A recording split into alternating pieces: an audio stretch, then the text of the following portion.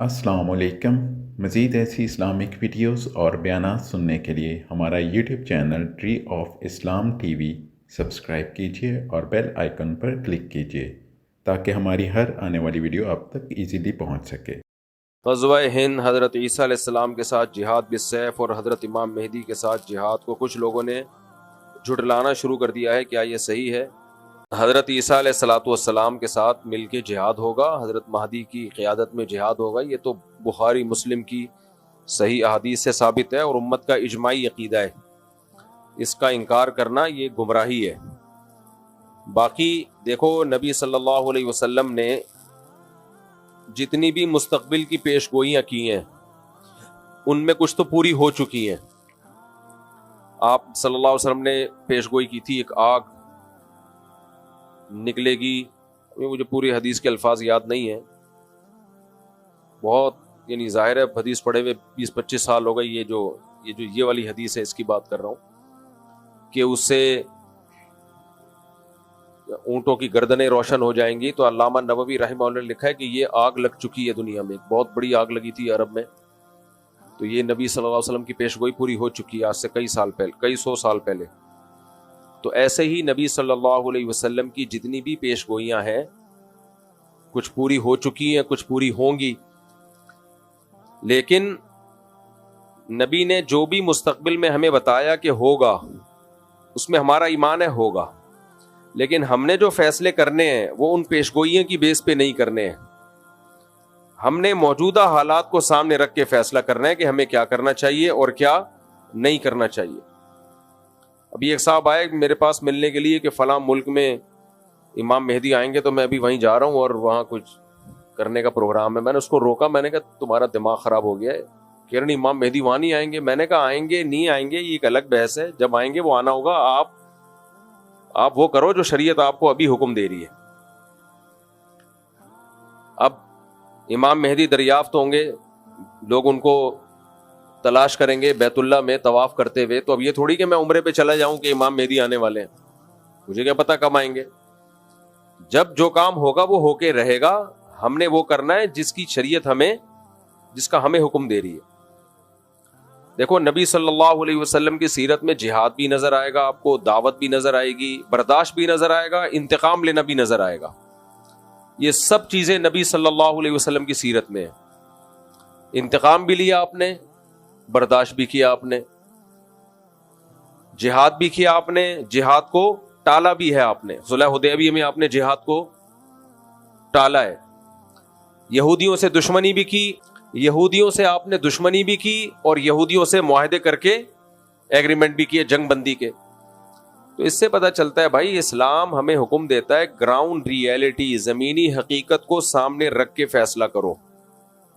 जमीनी हकीकत को सामने रख के फैसला करो क्या करना चाहिए और क्या नहीं करना चाहिए। तो दो मैदान हैं जो इस्लाम ने हमें दिए। एक मैदान है दावत का और एक मैदान है जिहाद का। तो जिहाद के मैदान में ये फैसला करना पहले जरूरी है कि कहां होगा कहां नहीं होगा, उसके असबाब क्या हैं आपके पास। नबी सल्लल्लाहु अलैहि वसल्लम ने मक्का में 13 साल जिहाद नहीं किया, असबाब नहीं थे। नूह अलैहिस्सलाम ने 950 साल जिहाद नहीं किया, इसलिए कि 40-50 लोग पूरी कौम से नहीं लड़ सकते थे। बनी इसराइल ने हजरत मूसा अलैहिस्सलाम जब तक नहीं आए फिरौन के खिलाफ बगावत नहीं की, और मूसा अलैहिस्सलाम के आने के बाद भी बगावत नहीं हुई है। क्यों? फिरौन बहुत ताकतवर था, वो बनी इसराइल के बच्चे ज़बह कर रहा था। तो जो कौम अपने बच्चे ज़बह होने से नहीं बचा सक रही, वो उसके खिलाफ तलवार लेके कैसे चढ़ जाती फिरौन के खिलाफ, इतना ताकतवर था।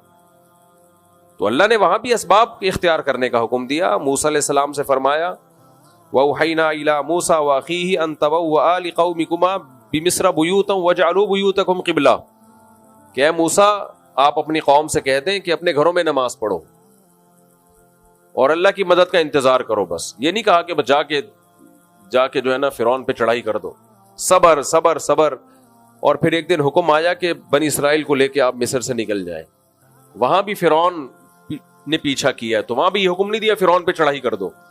वजह क्या है? ताकत का तवाजुन बोलो है ही नहीं, कोई ना, कोई बराबर भी नहीं है ना। कोई انتہائی طاقتور کے سامنے انتہائی کمزور.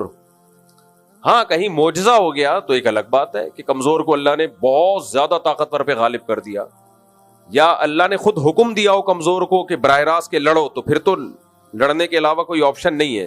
جب تک آسمان سے وحی نہیں آ جاتی تو وہاں پھر اللہ کا حکم یہی ہے, ان یکم منکم مئۃ یغلبوا مئتین, 100 اور 200 کا ریشو کم از کم ہونا چاہیے, آدھی طاقت ہونی چاہیے. آدھی بھی نہیں ہے تو پھر اجازت نہیں ہے لڑنے کی. اتنی طاقت ہو تو جا کے کرو یہ کام, ورنہ آرام سے بیٹھے رہو, اس سے بھی جاؤ گے جو ہے. تو اس لیے اس وقت جہاں جہاد ہے وہاں تو ہے, ہم اس کے منکر نہیں ہیں, لیکن جہاں جہاد نہیں ہے وہاں لڑائی کا میدان گرم کرنے سے مسلمانوں کا نقصان زیادہ ہوگا, مسلمانوں کو فائدہ نہیں ہوگا, کیونکہ تمہارے پاس کچھ ہے نہیں لڑنے کو. تم اپنا دفاع کر لو, بہت بڑی بات ہے. ابھی تو اپنے ملک کو بچا لو بس. اور ہمارے یہاں کہتے ہیں ملک پہ ادھر جا کے چڑھائی کر دو. ادھر چڑھائی کرو گے کن میزائلوں سے؟ امریکہ سے میزائل لے کے امریکہ پہ چڑھائی کرو گے؟ امریکہ تمہیں جہاز دے گا اپنے اوپر چڑھائی کرنے کے لیے؟ تو ابھی اپنے ملک کو بچا لو کسی طریقے سے, اس کی سالمیت خطرے میں ہے. ابھی سب سے بڑا جہاد یہی ہے کہ ملک بچا لو آپ. تو دوسرا میدان ہے دعوت کا. دعوت کا میدان کیا ہے؟ نرم, اس میں تلوار نہیں ہے. جو تبلیغ ہے, موسیٰ علیہ السلام کو اللہ نے فرعون کے پاس بھیجا, قولا لہ قولا لینا لعلہ یتذکر او یخشی. فرعون کے سامنے جا کے بھی آپ نے نرم لہجے میں بات کرنی ہے. تو فرعون سے بڑا ظالم دنیا میں کوئی ہو سکتا ہے؟ اور موسیٰ علیہ السلام سے زیادہ افضل دنیا میں کوئی ہو سکتا ہے؟ اتنے جلیل القدر پیغمبر کو کہا جا رہا ہے کہ ایسے ظالم کے سامنے بات کیسے کرنی ہے؟ بولو, نرم. تو آج ہماری دعوت میں نرمی ختم ہو گئی, دعوت میں نرمی ختم. جو جہاد کی جو میدان میں کرنے کی چیزیں تھیں وہ دعوت کے میدان میں ہو رہی ہیں. اس کو وہ بھی کافر ہے, وہ بے پردہ عورتیں. اب بے پردہ عورتوں میں بیان ہو رہا ہے تو یہ تھوڑی بیان ہوگا کہ تم سب جہنم میں جاؤ گے, سے وہ پردہ تھوڑی کر لیں گی. وہاں تو ادعو الی سبیل ربک بالحکمۃ والموعظۃ الحسنہ, اس کو تو حکمت سے دین کی دعوت دینی ہے, ان کو تو قریب کرنا ہے دین کی دعوت کے لیے. تو یہ بہت بڑا مسئلہ ہے. اب گھر میں جو شخص دیندار بن جاتا ہے وہ بدتمیز بہت ہو جاتا ہے. گھر میں جو بھائی نمازی پرہیزگار ہوگا وہ کیا ہوگا؟ بدتمیز. تو ماں باپ کہتے ہیں باقی سارے نارمل ہیں, یہ کچھ عجیب سی چیز آ گئی ہے مارکیٹ میں. اس لیے ہمارے حضرت فرمایا کرتے تھے کہ گھر میں جو دیندار بنتا ہے نا, نماز پڑھتا ہے, اس کو اپنے اخلاق بہت زیادہ اچھے کرنے پڑیں گے, بہت زیادہ اپنے اخلاق کو پہ محنت کرنی پڑے گی اس کو. تو دیندار لوگوں کو چاہیے بہت زیادہ احتیاط برتیں وہ, اس سے اللہ ان کے درجات بلند کرے گا. بات بہت لمبی ہو گئی, تو خلاصہ کلام کا یہ نکلا کہ بھائی جب امام مہدی آئیں گے جہاد ہوگا, عیسیٰ علیہ السلام آئیں گے جہاد ہوگا. ابھی آپ جو زمینی حقیقت کو دیکھ کے جو کرنا ہے آپ وہ کرو. لوگ کہتے ہیں میں امام مہدی کا لشکر تیار کر رہا ہوں, بالکل بھی آپ کو اس کی ضرورت بولو نہیں ہے. کائنڈلی آپ یہ کام نہ کریں. کہتے ہیں میں عیسیٰ علیہ السلام کے لیے ایک لشکر تیار کروں, رہنے دو بس. آپ وہ لشکر کہیں اور جا کے پھٹے گا, سب کو خراب کرے گا وہ لشکر. سمجھتے ہو؟ بہت لوگ آئے ہیں, بہت تحریکیں اٹھی, ہم عیسیٰ علیہ السلام کے لیے لشکر تیار کر رہے ہیں, اور پھر یہ ہمارا یہ لشکر یہاں سے اٹھے گا, ہوتے ہوتے شام میں جا کے حضرت عیسیٰ سے مل جائے گا. وہ انڈا موڑ پہ ہی ختم ہو گیا آ کے. تو جو ابواب الفتن ہے نا, نبی سے جو فتن کے ابواب ہیں, وہ ہمیں بتانے کے لیے کہ ایسا ہوگا. بس کرنا کیا ہے بھائی؟ کرنا وہ ہے جو آج سمجھ میں آ رہا ہے آپ کو. ایک صاحب مجھے کہنے لگے کہ میں نے کہا کہ اتنی عورتیں, بیوہ اور طلاق یافتہ عورتوں کی تعداد بھی بڑھ رہی ہے, ان کا گروتھ ریشو بھی بڑھ رہا ہے, اور مردوں میں موت بھی بڑھ رہی ہے مردوں میں. تو انہوں نے کہا دیکھیں تو قیامت کے قریب تو 50 عورتیں اور ایک مرد ہوگا, تو 4 شادیاں بھی کافی نہیں ہوں گی. حدیث میں آتا ہے قیامت میں عورتیں اتنی زیادہ ہوں گی, 40 ایک روایت میں آتا ہے 40 عورتوں کے مقابلے میں ایک مرد ہوگا. اب یا تو وہ ایٹم بم سے مرد مر چکے ہوں گے یا کیا ہوگا, یہ اللہ ہی بہتر جانتا ہے, لیکن ایسا ہوگا. حدیث میں آتا ہے 40 مرد اور ایک عورت, یہ ریشو ہوگا. تو اب میں کہوں کہ جی چونکہ قیامت میں ایسا ہوگا تو پھر تو اب ایک مرد 4 شادیاں بھی کر لے تو عورتیں پوری نہیں ہوں گی, تو کوئی فائدہ ہی نہیں ہے 4 شادیوں کا. ایک صاحب مجھے کہہ رہے تھے فائدہ ہی نہیں ہے, اس لیے تو کیا کریں ہم, تو ایک ہی کرو بس, اب ان کو مرنے دو. اور یا کوئی مفتی آگے فتویٰ دے دے کہ قیامت کے قریب 40 عورتیں ایک مرد ہوں گے, تو اس ایک مرد کے لیے 40 عورتوں سے نکاح جائز ہے, ابھی سے ٹریننگ شروع کر دیں ہم اس کی تیاری. حکیم لوگ دوائیں ایجاد کرنا شروع کر دیں. بھئی ایک مرد اور 40 عورتیں ہوں گی تو ایک مرد کو 40 عورتوں سے نکاح تو کرنا پڑے گا نا, تبھی تو عورتیں نمٹیں گی. تو اس لیے ہم ابھی سے تیاری شروع کر دیں, دوائیں کھانا لوگوں کو شروع کر دیں اور فتویٰ دینا شروع کر دیں بھائی 4 سے زیادہ بھی جائز ہے. تو کہ یہ عقل مندی کا کام ہوگا؟ کوئی عقل مندی کا کام. اب اگر کوئی کہے بھائی ابھی جو ہے نا آپ لوگوں کو سمجھائیں, تیار کریں, 4 سے زیادہ شادیاں کریں کیونکہ ایک وقت آنے والا ہے کہ عورتیں اتنی ہوں گی, تو اس کا جواب کیا ہے؟ بھائی جب وہ وقت آئے گا تو اس وقت دیکھا جائے گا. ابھی ہم نے ابھی کے حساب سے اتنی عورتیں نہیں ہیں, ایک کے مقابلے میں 4 بھی نہیں ہیں, تو ابھی کے حساب سے جو ہے نا ہم اس پہ فتویٰ دیں گے. تو مستقبل میں جو ہوگا وہ ہوگا. تو ایسے تو حدیث میں آتا ہے کہ جب قیامت آئے گی نا تو ایک شخص بھی اللہ کا نام لینے والا نہیں ہوگا. اب ہم کہیں چونکہ سب خراب ہو ہی جائیں گے تو لوگوں کی اصلاح کی ضرورت کیا ہے؟ تو بھائی ہم نے تو ابھی اصلاح کرنی ہے, لوگوں کو جہنم سے بچانا ہے. جو ہونا ہوگا وہ جب ہونا ہوگا وہ ہو جائے گا. ہم نے ابھی کو دیکھ کے چلنا ہے کہ ابھی کیا ہوگا. منگنی کے بعد عید اور دیگر موقعوں پر لڑکی کو لڑکے والوں کے گھر کی طرف سے دیے جانے والے تحائف کیسے ہیں؟ یہ منگنی ہی نہیں ہے اسلام میں, تو منگنی کے بعد تحفے کہاں سے ہو گئے؟ خطبہ کا لفظ ہے عربی میں, اور حدیث میں بھی خطبہ کہتے ہیں نکاح کا پیغام بھیجنا. بھائی آپ کو کوئی رشتہ پسند آ رہا ہے, 2 رکعت پڑھ کے استخارہ کیا, سنت استخارہ, اس میں نکلے گا کچھ بھی نہیں, اس میں نکلتا کچھ بھی نہیں ہے. استخارہ ایک دعا ہے, اللہم ان کنت تعلم ان ھذا الامر خیر لی فی دینی و معاشی و عاقبۃ امری فاقدرہ لی. اللہ مقدر کر دے اگر یہ بہتر ہے تو بس 2 رکعت پڑھ کے دعا مانگی, اور کرنا کیا ہے جو سمجھ میں آ رہا ہے, جو سمجھ میں آ رہا ہے تو وہ کر لینا ہے. جیسے میں نے جب دوسری شادی کا ارادہ کیا, جہاں میں نے پیغام بھیجا, استخارہ بھی احتیاطاً کر لیا, اور دل میں یہ تھا کہ کرنا تو ہے یہیں پہ. کرنی کہاں ہے؟ یہیں کرنی ہے, چاہے استخارے میں نو آئے یا استخارے میں یس آئے. وجہ اس کی ہے کہ استخارے میں کچھ بھی نہیں نکلتا, اگر کچھ نکلا تو آپ کا اپنا دماغی تخیل ہے. استخارہ اللہ سے مدد لینے کا نام ہے کہ اللہ اگر یہ بہتر نہیں ہے تو ویسے ہی ہٹا دے بس اس کو. تو یہ ہمارے نبی نے کتنے نکاح کیے. حضرت موسیٰ علیہ السلام کا واقعہ میں 20 دفعہ سنا چکا ہوں. جب مدین گئے تو جن بچیوں کی خدمت کی آپ نے, لڑکیوں کی خدمت کی, ان کے والد نے بلایا, اسی مجلس میں کہا کہ ان میں سے ایک بیٹی کا آپ سے نکاح کرنا چاہتا ہوں, اعلیٰ ان تأجرنی 8 حجج, آپ 8 سال بکریاں چلائیں. ہمیں تو نہیں ہے کہ موسیٰ علیہ السلام گئے کمرے میں جا کے استخارہ نکالا انہوں نے اور 6 مہینے استخارہ نکالتے رہے. فوراً فرمایا ذالک بینی و بینک, قبول ہے. ٹھیک ہے, کیا فرمایا؟ قبول.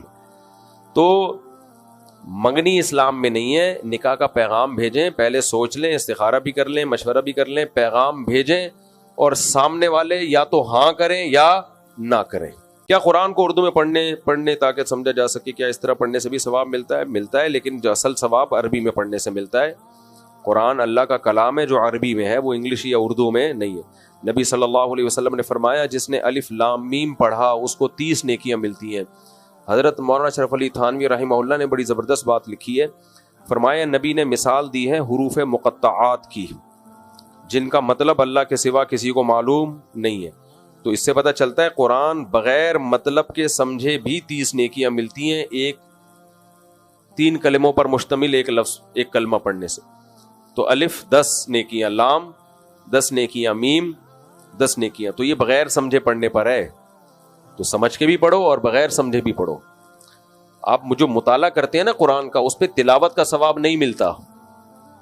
ٹھیک ہے, تفسیر سمجھنے کا ثواب مل جاتا ہے, تو تلاوت کا ثواب جب بھی ملتا ہے. اچھا, میری تفسیر کے لیکچر ہیں مفتی طارق مسعود اسپیچز جو ہمارا چینل ہے, تو اس پہ جا کے وہ لیکچر سنیں شروع سے, اس سے قرآن انشاءاللہ آپ کو قرآن کی زبان میں سمجھ میں آئے گا. تو تفسیر بھی پڑھا کریں, تلاوت بھی کیا کریں. جلدی جلدی مکمل کر لیں میرا بھائی. ہو گیا صلاۃ و تسبیح ہو گیا. کیا غزوہ ہند کا کیا حکم ہے؟ غزوہ ہند کا حکم یہ ہے کہ آرام سے انسان کے بچے بیٹھ کے پاکستان کو بچانے کی کوشش کرو. جب ہونا ہوگا ہو جائے گا. ابھی ملک کی حالت دیکھو, ملک کو بچاؤ. ابھی فی الحال اکنامکلی ملک کو مضبوط کرو. کھانے کو روٹی نہیں ہے لوگوں کے پاس, دھماکے کتنے ہو رہے ہیں, دہشت گرد, ادھر دہشت گردوں کو کچھ ڈاکو آئے تھے, ان کو پکڑ کے اللہ کا شکر ہے لوگوں نے اگلے پچھلے سب گناہ ان کے معاف کر دیے. ابھی یہ کام کرو. پھر کوئی اٹھے گا غزوہ ہند کے نام پہ چندہ کرنا شروع کر دے گا, اور پھر تمہیں کہیں لے جائے گا ایسے انلیگل کاموں میں. پھر ایجنسیاں اٹھاتی ہیں, چمڑیاں ادھیڑتی ہیں, پھر مسنگ پرسن بن جاتے ہو, پھر نئے کیسز شروع ہوتے ہیں. آرام سے انسان کے بچے بنو, پڑھائی کرو, نماز پڑھو, روزہ رکھو, تبلیغ میں وقت لگاؤ, لوگوں کو دین کی دعوت دو تبلیغ میں نکل کے, اور ملک کو بچانے کی بات کرو. پیشاب کے قطروں کا گمان ہوتا ہو تو وضو کا کیا حکم ہے؟ گمان سے وضو نہیں ٹوٹتا. پیشاب کا قطرہ نکلنے کا اتنا یقین ہو کہ قسم اٹھا کے کہے کہ میرا پیشاب کا قطرہ نکلا ہے. بعض لوگ کہتے ہیں ہم کنفیوز ہیں, قسم اٹھائیں کہ نہیں اٹھائیں. اس کا مطلب نہیں اٹھا سکتے آپ. 100% یقین ہو پھر وضو ٹوٹے گا. السلام علیکم. مزید ایسی اسلامک ویڈیوز اور بیانات سننے کے لیے ہمارا YouTube channel tree of Islam T V subscribe کیجیے اور بیل آئیکن پر کلک کیجیے تاکہ ہماری ہر آنے والی ویڈیو آپ تک ایزیلی پہنچ سکے.